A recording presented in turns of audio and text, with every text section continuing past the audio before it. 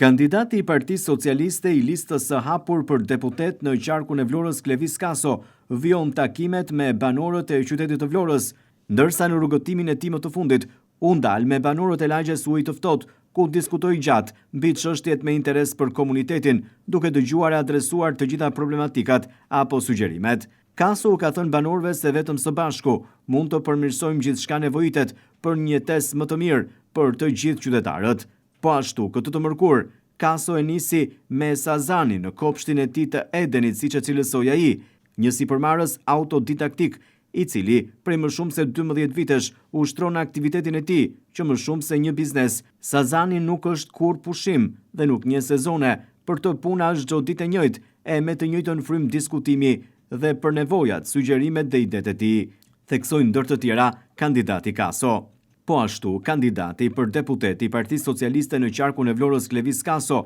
fton edhe të rinjt të votojnë për të personalisht, por edhe për Partinë Socialiste, teksa takoi rastësisht një vajzë të re në rrugët e qytetit të Vlorës.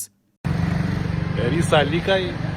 studente në Fakultetin e Shëndetit, votuese për herë të parë i bashkohet shtabit rajonit 5, shtabit tim.